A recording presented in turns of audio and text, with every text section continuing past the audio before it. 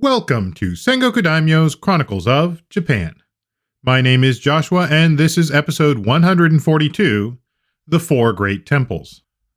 Rising up into the sky, the bronze spire atop the pagoda seemed to touch the heavens. The beams, doors, and railings were all painted bright red with white walls and green-painted bars on the windows. At each level, the eaves swept out, covered in dark ceramic tiles, with shining bronze plaques covering the ends of the roof beams. At each corner, a bronze bell hung, chiming in the breeze. This pattern continued upwards, tier after tier. Around the base of the pagoda, throngs of government officials dressed in their formal robes of office moved past, flowing through the temple's central gates. As they passed, they looked up at the impressive tower, the largest of its kind in all of Yamato. From somewhere, a deep bell chimed, and the crowds made their way towards the lecture hall. There, the monks were prepared with sutras and voices at the ready. Facing a sacred image, they would read through their sutras in unison. Their voices would carry through the great empty space and reverberate through the crowds, those that could get close enough to hear anyway. The chanting created a musical cacophony. In that sea of human voices, one could almost sense something more, something spiritual, a power that one could almost believe could hold at bay just about any disaster that can befall a person, or even the state itself. All right, so this episode, we are still in the reign of Ōama, aka Tenmu Tenno. I know we've already seen how that ends, but there is still a lot to cover. But before I go too far, I would like to first give a shout out to Lisa for helping to support the show on Ko-fi. I can't tell you how much we appreciate it, and if you would like to support us as well, we have more information on how to do that at the very end of this and every episode. Now, we've talked about how the reign of Ōama was a time when the court reinforced, but also subtly adjusted, the laws of the Ritsuryo state. They seem to have equally courted the kami, Buddhism, and even continental ideas of yin and yang. Today we are going to dive into Buddhism and the state. More specifically, I want to talk about something called the Yondaiji, the Four Great Temples, and look at how these government temples, also known as kanji or Tsukasa Odera, came to be, and what we know about them from archaeological research, as well as the role they played in the state. This is going to probably recap things from earlier episodes, and I'm also drawing a lot from a book by Donald F. McCallum called, appropriately, The Four Great Temples, which goes into a lot more detail than I'll be able to get into here, but I recommend it for those who are really interested in this subject. Now, up to this point, we've talked a little bit about the relationship that the court had with Buddhism.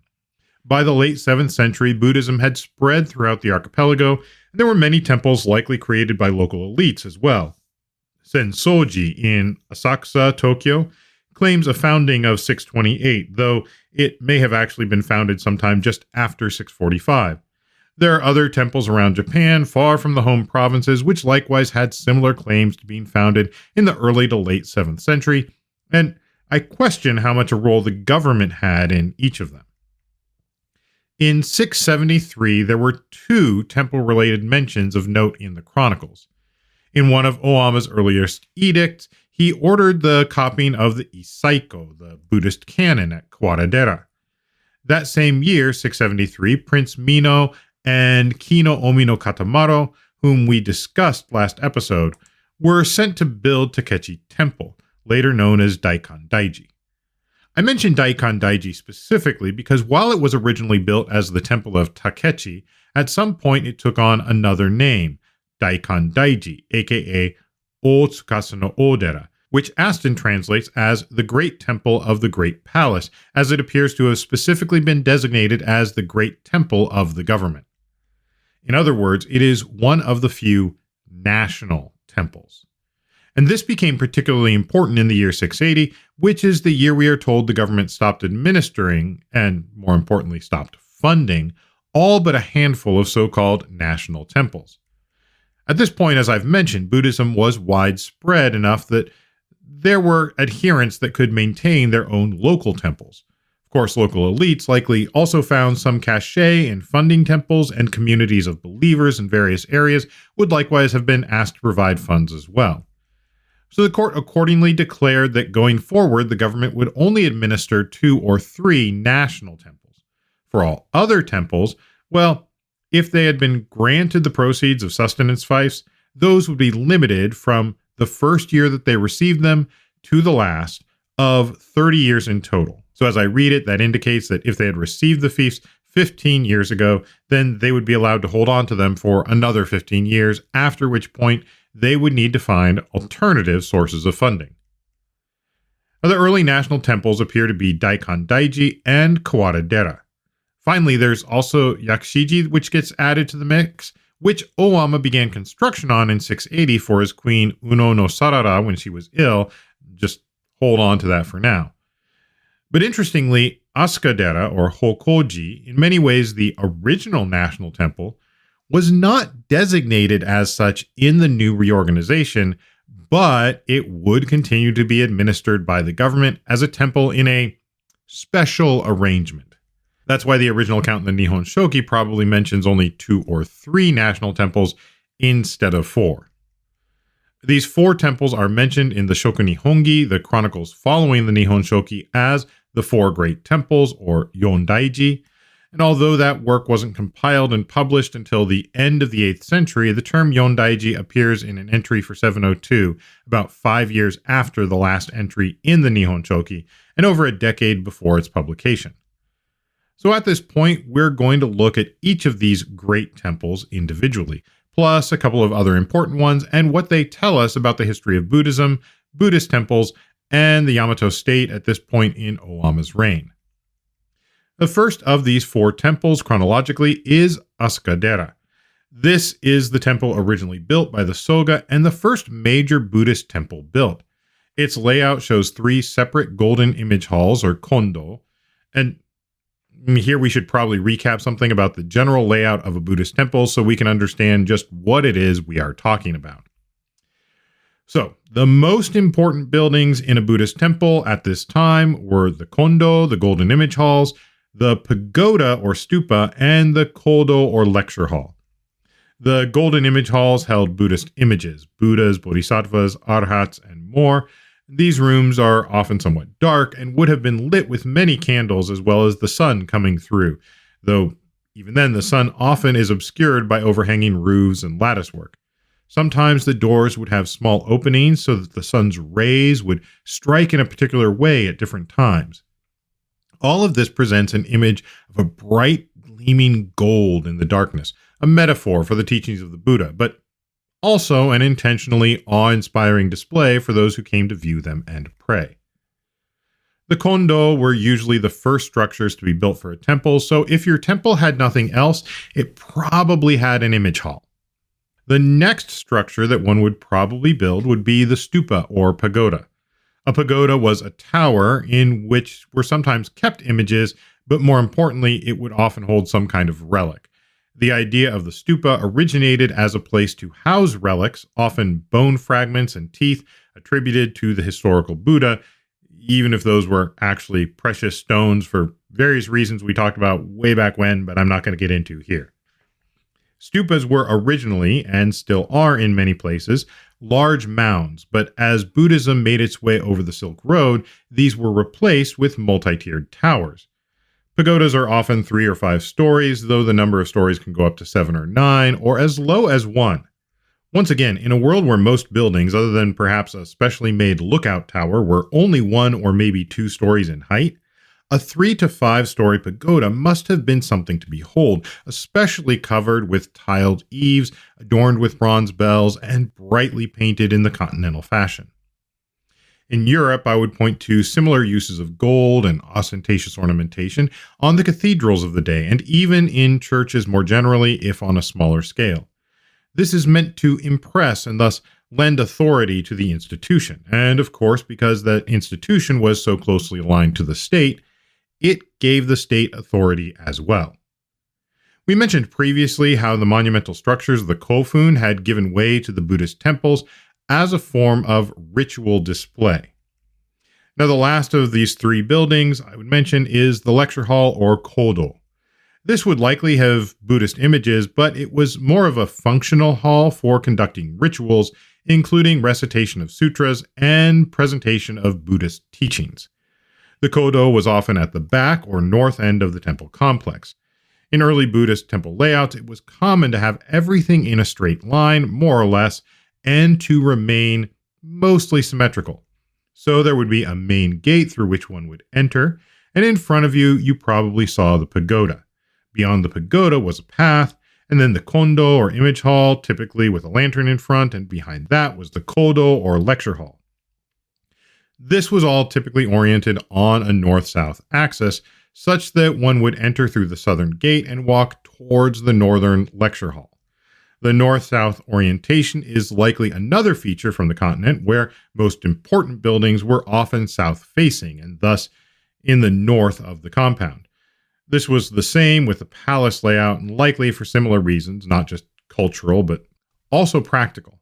After all, the sun in the northern hemisphere remains slightly to the south, so this would have provided the most light throughout the day. Now, this layout is not strictly adhered to, however. For instance, if we look at Asukadera, you would enter through the southernmost gate, and you were then met with another gate for an inner compound. This middle gate would lead you to a large courtyard, about 320 meters on a side, with a covered walkway, or gallery, around the entire circumference of the compound. Entering through the middle gate, one would have first noticed the large pagoda and not one, but three golden image halls. A path led to the pagoda, and then beyond from the pagoda to the central kondo. There is even a stone where a large bronze lantern was likely situated between the pagoda and the kondo. Based on archaeological evidence, it does appear that there was originally just one image hall directly north of the pagoda, but at a later date they added two more kondo to the east and west of the pagoda. This has been compared to a temple layout found in Goryeo, but given that these were likely later additions, and we know that Baekje artisans were involved, I suspect that's just later coincidence. Connecting the layout of the temples to continental examples has been a keen area of study for many scholars. The general theory is that temple layouts can help point to whether there was more of a Baekje, Shilla, or Goryeo influence during the construction of the temple, and what that might have meant for Yamato's international relations, as well as various political factions in court who may have leaned towards one group or another. The last building at Asukadera, the kodo or lecture hall, was directly north of the kondo, but you couldn't get there directly. The entire pagoda and image hall compound was separate from the lecture hall, which stood north and apart, though still on the temple grounds, which would have been surrounded by yet another outer wall. At this point, since we're talking about the layout of Asukadera and where it came from, I'm going to digress a little bit from the next of the Four Great Temples and talk about two other early temples that are important for understanding Buddhist temple buildings at this time. So please just bear with me for this slight detour. So the first of these is Shitennoji, the Temple of the Four Heavenly Kings in modern Osaka. This temple is said to have been built in 593 and is attributed to Shotoku Taishi. Presumably, he made a vow to do so during the war between the Soga and the Mononobe, which we discussed back in episode 91. As you may recall from that and earlier episodes, the Mononobe were considered to be against the idea of Buddhism, while the Soga were promoting it. Shitennoji was important, but doesn't show up in the Chronicles as much as the other temples, and it was all the way over in Naniwa. As such, I suspect that it was not considered a good candidate for national temple status at that time. Still, if we look at the original layout, Shitennoji is quite similar to what we see in Asukadera, or at least in the original Asukadera. Everything is on a north-south axis. You go through a middle gate to the inner compound. There you find a pagoda, and past that, a lantern, and then the kondo. Unlike Asukadera, the kodo or lecture hall is incorporated into the back wall such that the gallery continues from the middle gate around to either side and then meets at the sides of the lecture hall. There are also east and west gates as well as other buildings, but the main layout is pretty comparable. The second is another temple which also lays claim to being founded by Prince Shotoku Taishi. and which was not included in the Four Great Temples. This may have had to do with the fact that it wasn't in the Asuka Valley, but may also have had to do with just the timing. The temple is the famous one known as Horyuji. Horyuji was founded on the site of Ikaruga Palace, said to have been the home of none other than Prince Umayado, aka Shotoku Taishi himself. As such, one imagines it was quite the prominent temple in its day. However, it was at a distance from the capital, and it also had the misfortune to have burned down in about 670, just before Oama ascended the throne. It wasn't fully rebuilt until about 711 CE, leaving a 40-year gap where the temple was not necessarily at the forefront of Buddhism. Still, like Shitennoji, it is interesting to look at the original layout for Horyuji and compare it to Asukadera. First off, you have the same north-south orientation, and you have the same separate internal compound for the image hall and the pagoda. Unlike in Asukadera, however, the kondo and the pagoda, which both faced south, were on an east-west axis from each other, flanking the central pathway. Entering through the middle gate, one would have seen a 5-story pagoda on the left and the kondo on the right. The kodo was outside the inner compound in the rear, along that central north-south axis. There's also evidence of 2 other buildings. One likely held a large bell, possibly a drum, and the other was likely a sutra repository where they could keep holy texts and various ritual implements. I will also note that even though Horyuji burned down in 670 and was accordingly not that prominent during Oama's reign, it is absolutely worth visiting because substantial portions of those rebuilt buildings are still standing today. Indeed, both the Horyuji Pagoda and the kondo are among the oldest wooden buildings in the world. The central pillar of the pagoda was felled in 594 according to dendrochronological dating, and the kondo was damaged by fire during a restoration in 1949, but about 15 to 20% of the original building from 670 still remains. Going back to the great temples, the next of these to be built was Kudara Odera. Kudara here means Baekje, but this appears to refer more to the temple's location near the Kudara River rather than to the kingdom of Baekje directly. Kudara Odera is remarkable in a couple of different ways. First off, there is the fact that it is the first temple with a very firm royal lineage, that is to say, a temple that claims to have been founded by the sovereign themselves. Asukadera was founded by Sogono Umako, the prime minister, and though Prince Umayado is said to have been the crown prince, nonetheless he never reigned as sovereign, though he was considered the founder of both Shitennoji and Horyuji, and frankly, a lot of other temples that claim that he started them. Now, Kudara Odera, however, is said to have been founded at the behest of Tamura, aka Jomei Tenno, who reigned from 629 to 641. The temple appears to get its start in a record dated to 639, and by 645 it appears to be fully operational. There is another tale of its founding in the Daikandaiji Engi, the story of Daikandaiji, a successor temple to Kudara Odera, where there is mention of a Kumagori dojo, and many modern histories claim that this was the actual first temple. But there isn't really a lot of evidence for that. Donald McCallum, in his treatment of Kudara Odera's history in his book, The Four Great Temples, suggests that the Kumagori dojo story is likely a later legendary founding that just got recorded, as there was scant evidence for it actually happening and no mention of it in any of the other records. On the actual founding of Kudara Odera, however, there does appear to be general agreement with the Nihon Shoki, despite some minor differences in the dates between the two documents. The call to build Kudara Odera comes alongside Tamura's also building of Kudara Palace.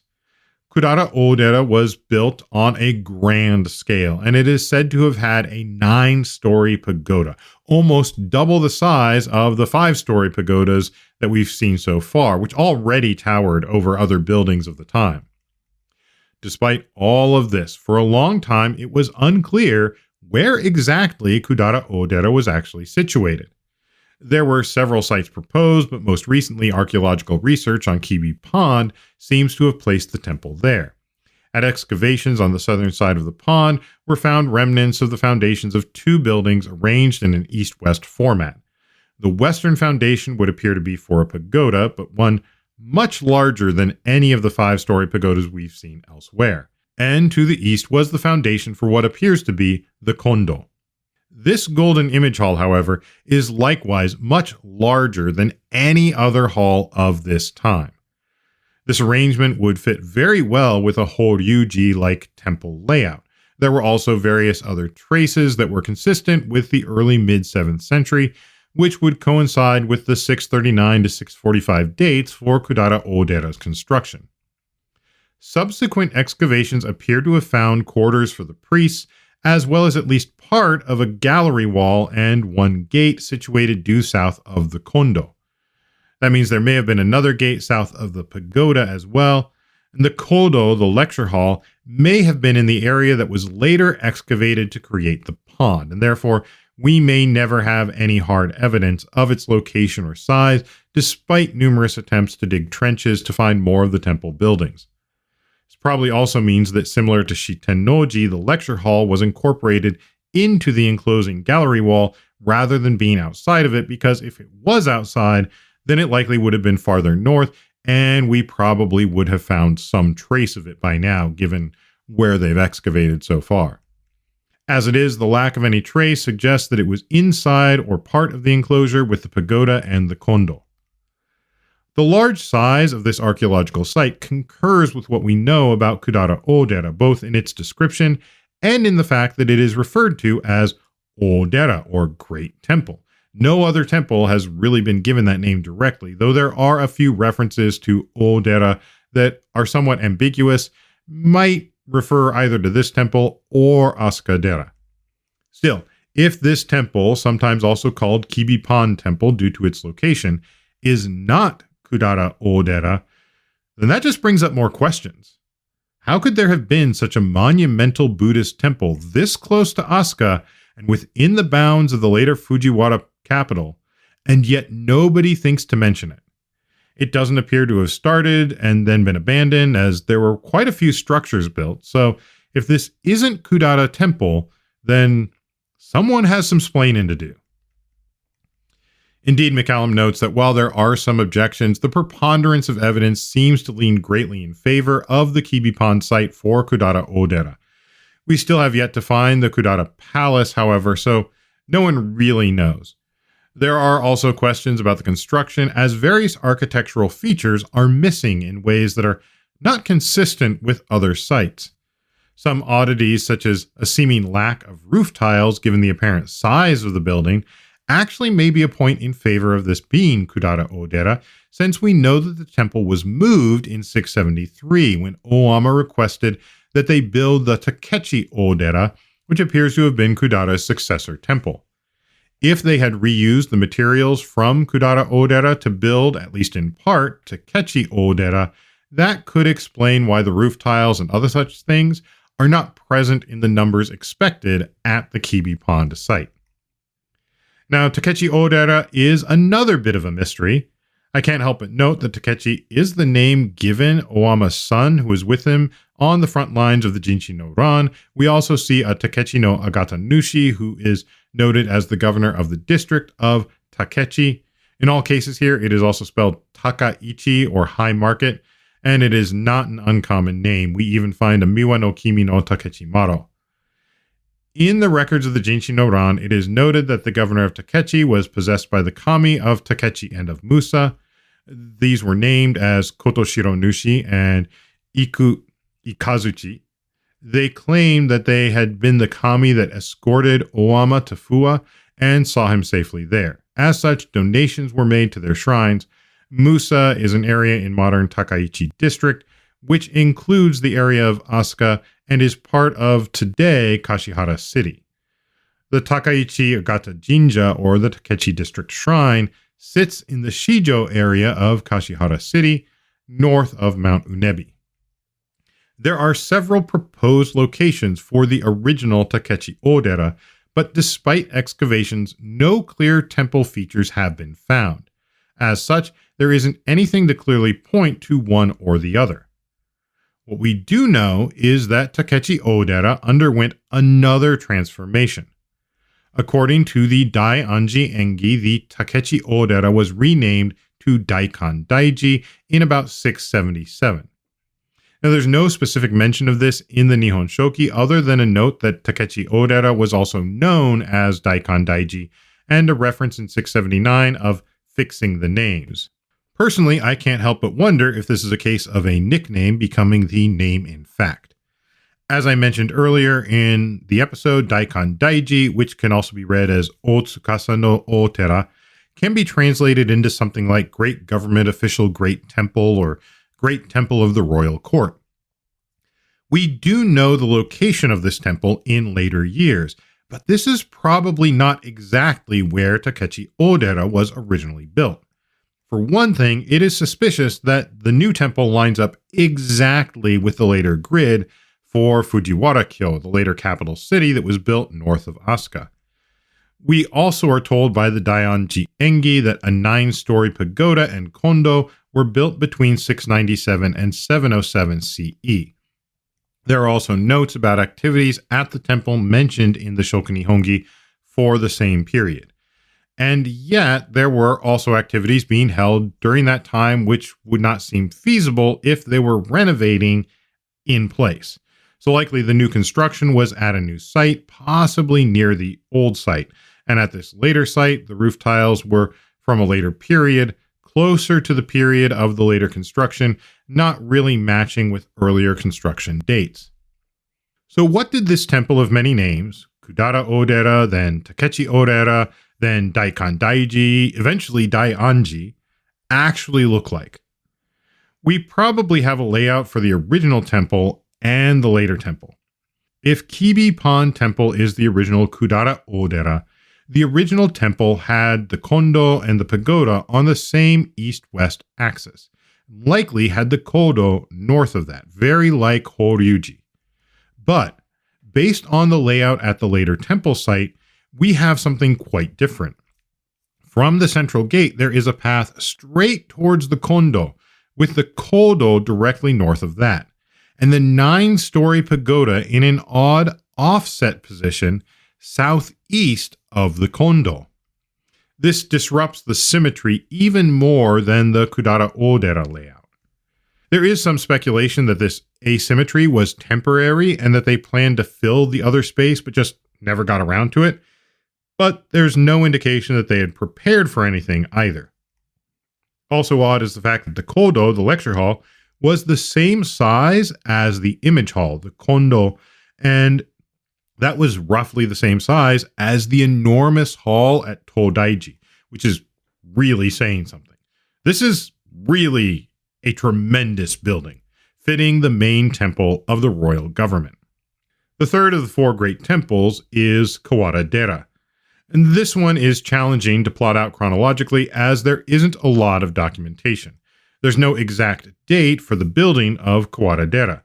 There is a mention of it in 653, but the same entry in the Nihon Shoki also states that there are sources that claim it should be Yamada-dera instead. So based on other evidence, this actually seems more likely that the reference in 653 is actually to Yamada-dera. Yamada-dera is thought to have been the work of Soga no Kura Yamada no Ishikawa no Maro, and it is where he eventually fled when accused of treason. It was founded in 641 according to the Joguki, the record of Prince Shotoku, but construction didn't actually start until 2 years later, and monks only began to occupy it in 648. The following year, however, construction halted as that is when Ishikawa no Maro fled there and committed suicide, probably disrupting the whole vibe a little bit. Construction was resumed in 663, but it still took time. Even in the middle of this very long DIY project, it makes sense that there might be some activities in 653, even if construction was paused. Later, the temple would be completed and seems to have had pretty powerful backing. Uno no Sarara, Oama's queen, was a granddaughter of Ishikawa no Maro, and so likely had a connection to the temple, but it never attained the status of a national temple the way the others had. As far as its layout, it was similar to Shitennoji, with the pagoda, kondo, and kodo all in a line on the north-south axis. Kawaradera, on the other hand, was another matter entirely. Though we aren't sure when it was built exactly, if we discount the 653 date as applying to Yamada-dera instead, then the first date we really see anything at Kawara is Kawara Palace, built for Takara Hime, aka Saimei Tenno, who took up residence there when the Itabuki Palace burned down. Later, it would be used for her mogari, her temporary interment. The next mention of a temple at Kawara isn't until this reign in 673, when Owama had the Buddhist canon that Isaiko copied, as I noted at the top of the episode. So it must have been established and built sometime before 673.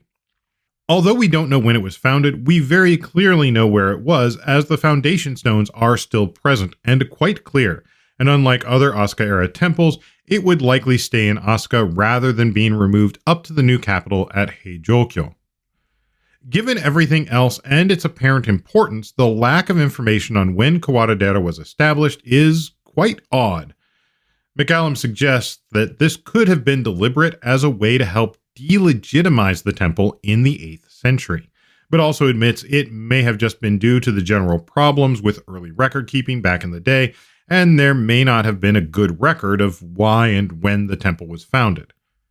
The roof tiles are similar to those used during the time that the court was at Otsu. I would also note that there is a connection between the foundation stones and a quarry up near Otsu at what is today Ishiyama-dera. That still doesn't tell us when Kawaradera was founded, as that could have been any time and doesn't necessarily mean that it was during the time the court was in Otsu. Regardless of what textual evidence does or does not exist, the archaeological evidence is pretty staggering. Even today, you can go and see some of the exposed foundation stones, and this was a massive temple. There was a south gate and then a middle gate just north of that. The main enclosure was divided into 2 courtyards. In the first, just beyond the middle gate, at the north end was the middle kondo, while in the courtyard itself, facing each other on an east-west axis, was a western kondo and the temple pagoda. Past the middle kondo was a larger courtyard with the kodo, or lecture hall, in the north, with a bell tower or sutra hall in the southwest and southeast corners. The walls of the enclosure were made up of a covered gallery, and around the outside of the northern courtyard containing the kodo were smaller chambers believed to be the monks' quarters, something we don't necessarily see at all of the other sites. Now, despite being an important temple and one of the 4 great temples during the Asuka period, when the capital eventually moved to Heijokyo in modern Nara, Kawaradera had the distinction of being the only one of the 4 that was not moved as well. All 3 of the other great temples had new compounds built in Heijokyo, and the temples were thus transferred to the new capital. Presumably, that means that most of the monks and administration moved there, and those new temples took up the roles, duties, and responsibilities of the old temples. The temple complexes in Asuka were not necessarily destroyed or deconstructed, but instead were apparently left to their own devices, becoming reduced in status. Many of them fell into disrepair, and when disaster struck, such as fire, well, they were not rebuilt to the same extent as before, if at all. Kawaradera, however, appears to have not been transferred. It would eventually be replaced as one of the 4 great temples by the Temple of Kofukuji, which was specifically a temple for the Fujiwara family, who were having a bit of a moment in the Nara period. Some have speculated that Kawaradera was specifically left behind in Asuka for that reason, so that the Fujiwara family temple could sneak into the ranks of national temples.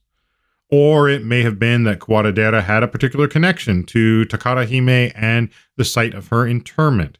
If it was a memorial temple to her, then perhaps it didn't seem appropriate to move it from its physical location.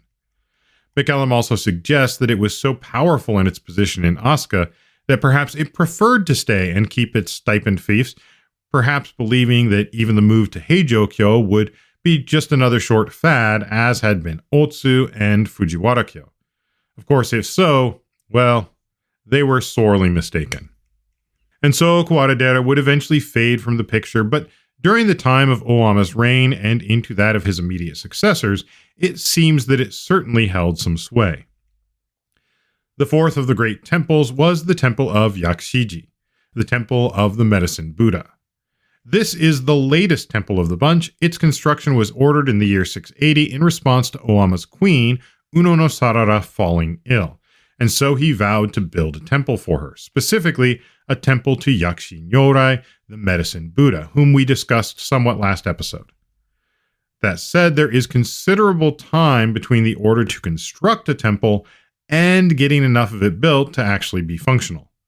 I haven't really touched on this except when I briefly discussed Yakushiji and how long that took to build, but all of these temples were massive works, much more complicated than the traditional palace buildings. For the most part, palace architecture could be rebuilt pretty quickly with the right tools and labor available.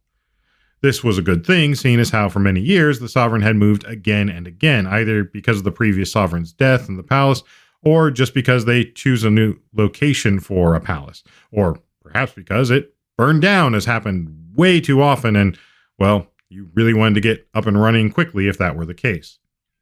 As such, one couldn't spend years building a new palace, so palace buildings were simply made with wooden posts sunk into the ground and thatched roofs.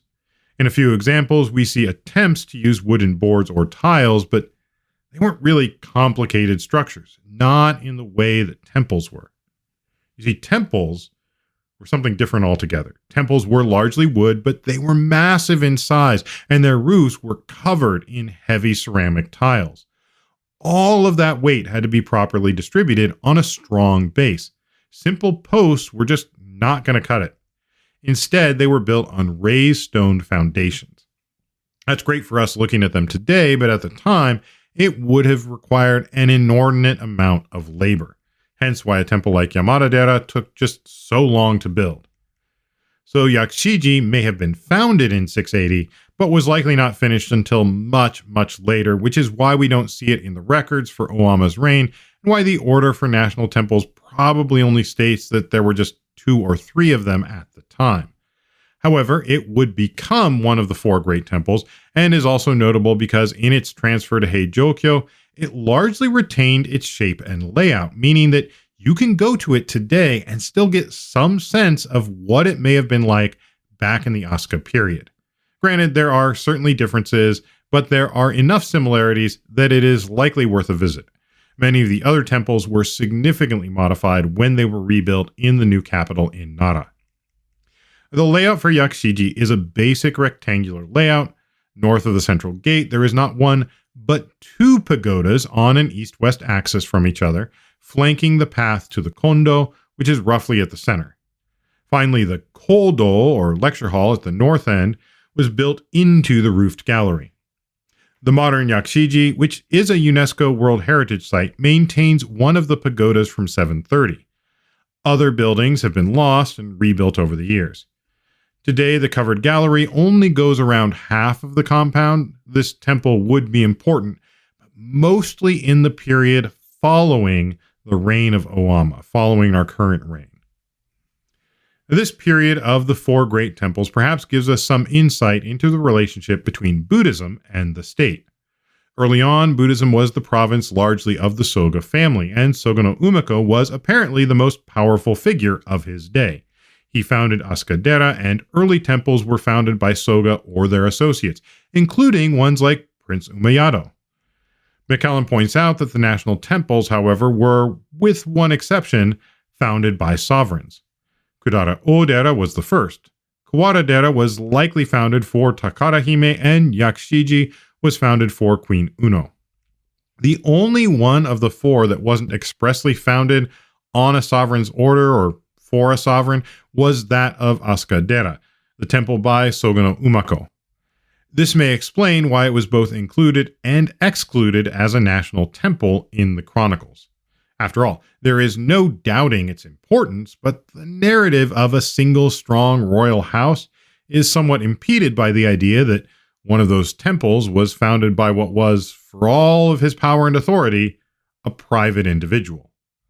Ultimately, they didn't include it in the edict and yet still acknowledged it as one of the great temples.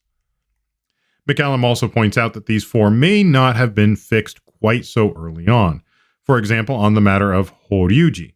There is a bronze plaque that mentions an Ikaruga no Odera, suggesting that the Ikaruga temple, that is to say, Horyuji, built on the site of the Ikaruga palace, was at one time granted that title, Odera.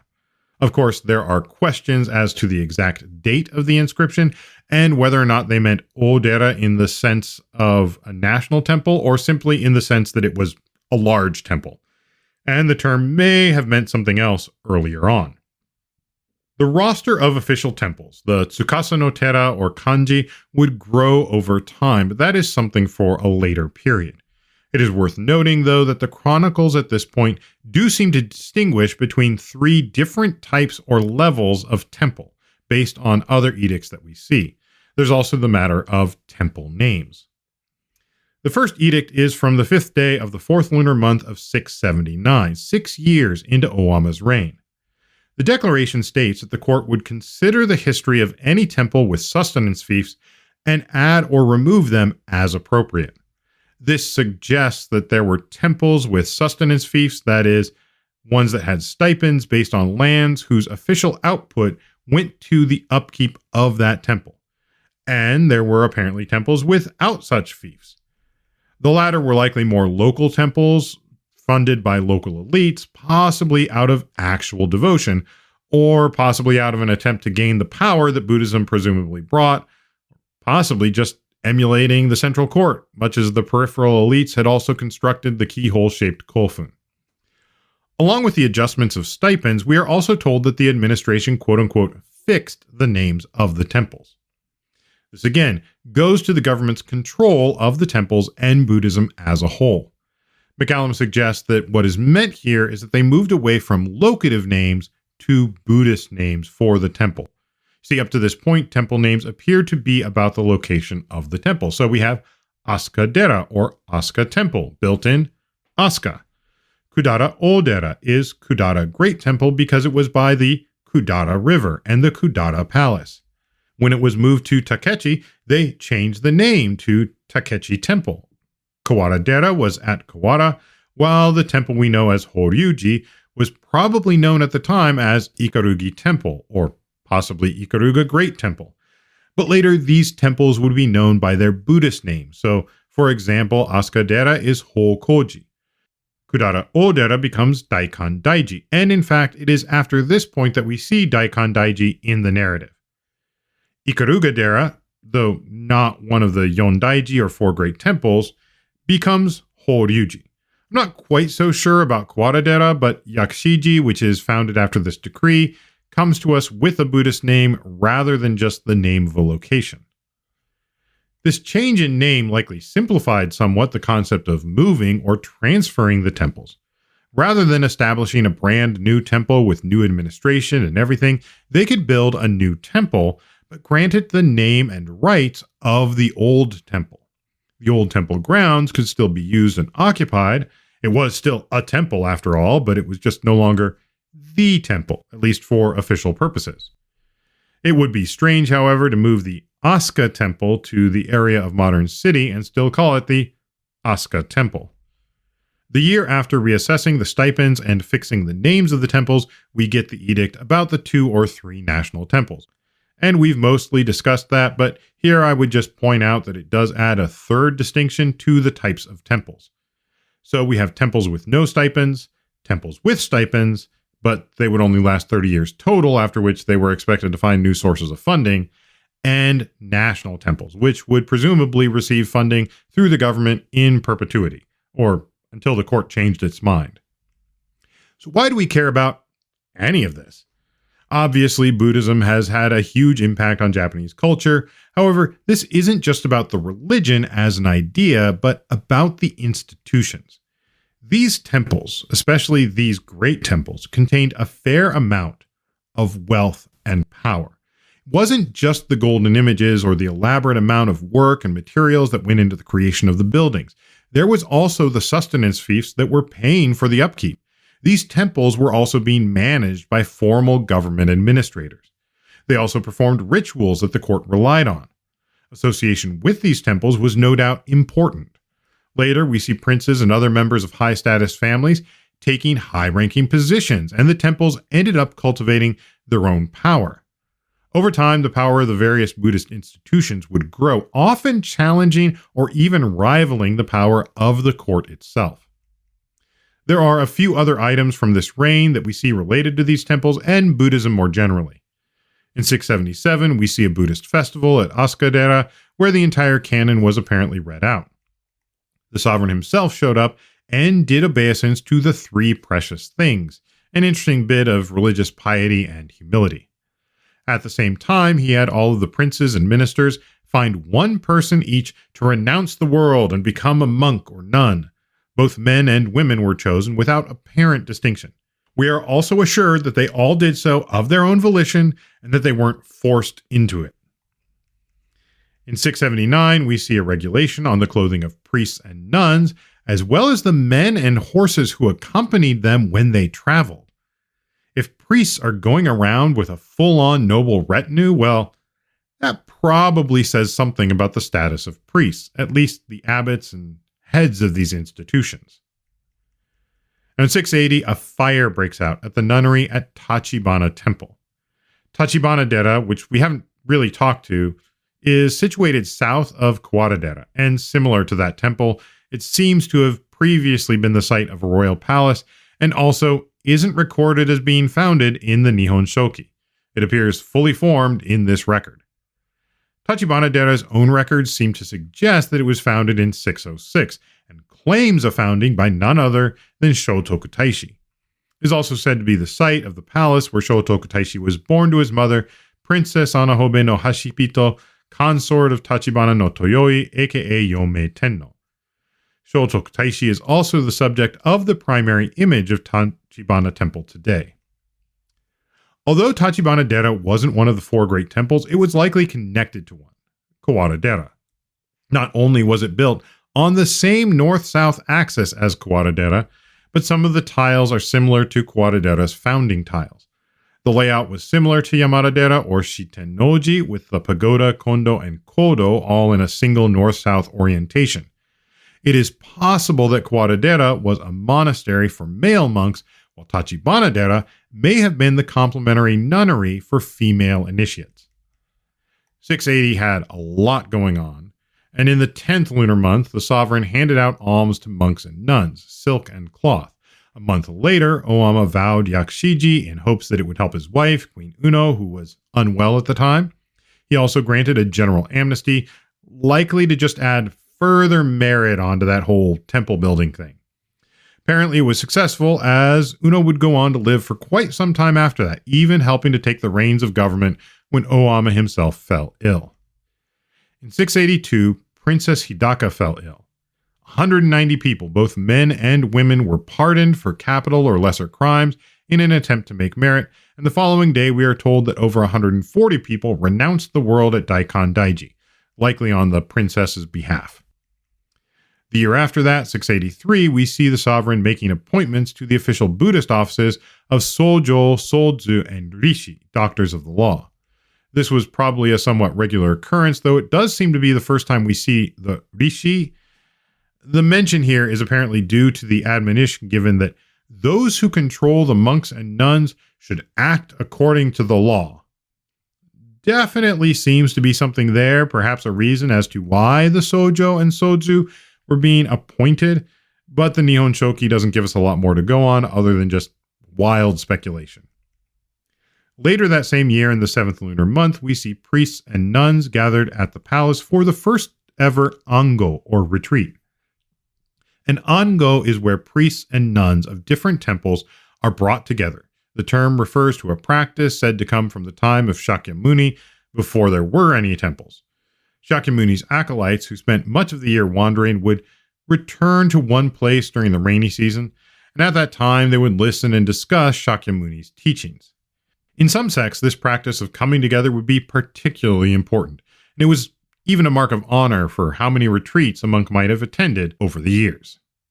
Now in 685, the court promoted Buddhism with an edict requiring every household to maintain a Buddhist altar with a statue of Buddha and a copy of the sutra inside. It's unclear to me if this was just for merit making or what, but it must have been somewhat lucrative for the various temples, who would have likely been the source for said sutras and, at least peripherally, the statues as well. Later that year, in the 4th lunar month, there was another Ango at the palace. The month after that, Owama went to Asukadera and presented precious objects and worshipped. In the 8th lunar month, Owama went to Jodoji. Aston claims this is Asukadera, also known as Hokoji, and the next day he visited Kawaradera and provided rice to the monks there. 1 month after that, Owama was feeling ill, so the court ordered Daikandaiji, Kawaradera, and Asukadera, the 3 great temples that were fully operational at that point, to chant sutras for his sake. In return, they were granted various quantities of rice. Owama recovered for a time, but it was perhaps a precursor of what was to come. A month later, a monk from Baekje and a lay monk were sent out to seek a medicinal herb known as white okera. Today, a similar compound is known in Chinese traditional medicine as baizi. A few months later, Owama went to the medicinal herb garden of Shiranishiki, and a few weeks later, he was presented with baijiu, the boiled white okera. This same day, ritualists performed the Chikonsai, the calling of the spirit. All of this seems to indicate the early onset of symptoms that may have been temporarily abated, but likely were part of the disease or illness that would eventually take his life. But we covered all of that, or most of it anyway, last episode, and we're already dragging on longer than I expected, so I think I'm going to end it here. Coming up in the narrative, since I started to mention it, I'll probably take a look at the founding of the new capital of Fujiwara-kyo, and what that would mean, along with other initiatives that would outlive Owama. Until then, please remember, if you like what we're doing, please tell your friends. Feel free to rate us wherever you listen to podcasts. If you feel the need to do more and want to help us keep this thing going, like Lisa, we have information about how you can donate on Patreon or through our coffee site, ko-fi.com/Sengoku Daimyo, or find the links over at our main website, sengokudaimyo.com/podcast, where we will have some more discussion on topics from this episode. Also, feel free to reach out to our Sengoku Daimyo Facebook page. You can also email us at thesengokudaimyo@gmail.com. Thank you also to Ellen for their work editing the podcast. That's all for now. Thank you again, and I'll see you next episode on Sengoku Daimyo's Chronicles of Japan.